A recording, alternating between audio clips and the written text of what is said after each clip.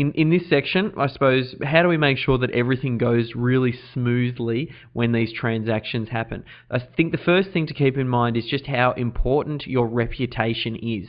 Really, this is when you do anything online, you need to be aware that once something gets recorded online, it is not forgotten. People go out there and Google your name. In fact, I always encourage a lot of my clients, because I very closely manage my reputation online to make sure that I'm on top of everything, and I suppose it really keeps me honest and open and completely transparent and very cognizant of that fact, because my reputation is so important and I'm not going to do something silly to undermine that. So similarly, keep that in the back of your mind, that reputation is absolutely key, and you need to make sure that you deal with these buyers once they do go ahead and make a purchase from you as best as you can. You want to treat them like gold, and there's a few run-on benefits from that, I suppose.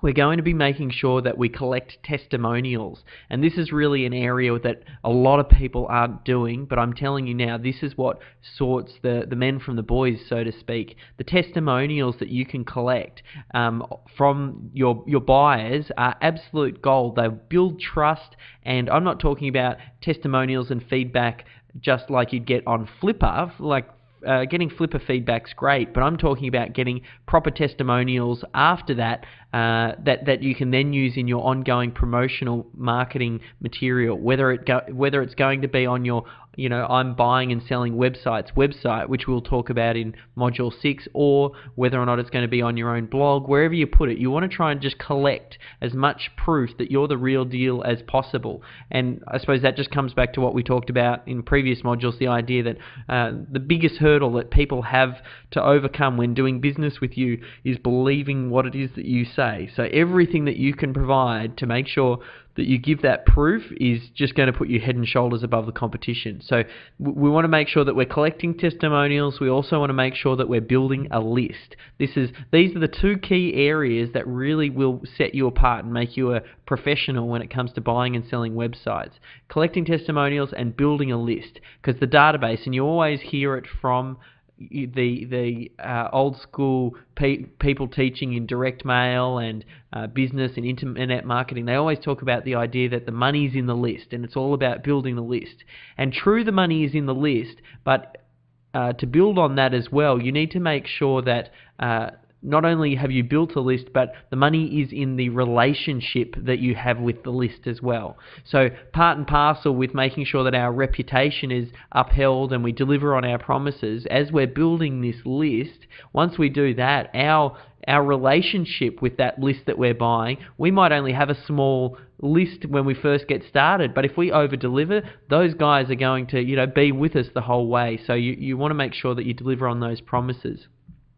And similarly with collecting testimonials and feedback, we'll also want to make sure, and I touched on it, that idea of building our Flippa feedback, and that's just encouraging people to make sure that they post, assuming you delivered on the goods, make sure that they post that feedback within Flippa, and that can help later on, but you can use that as proof for those potential buyers that you're going to be able to deliver for them. And then once you get over those first few hurdles and you get a few sales under your belt, then you just start that chain reaction, and it just makes everything so much more smooth. That's why the first few transactions that you do, you want to over-deliver, even if it takes a little bit of extra work on your behalf. If you need to go the extra mile to, make sure that you do the transfer for them to make sure it goes smoothly, you add additional bonuses, all those types of things.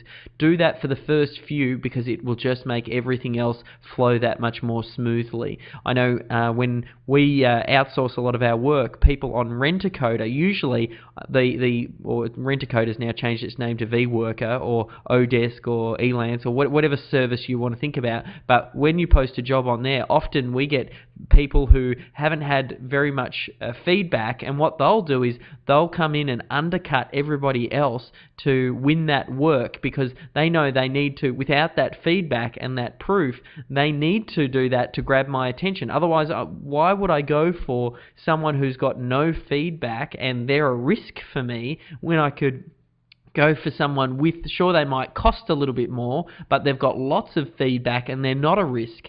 So unless they're going to significantly give me a good discount, I'm always going to go with the one that's got good feedback. And that happens with everything. So same when we're selling the websites, you just want to make sure that you have that good feedback.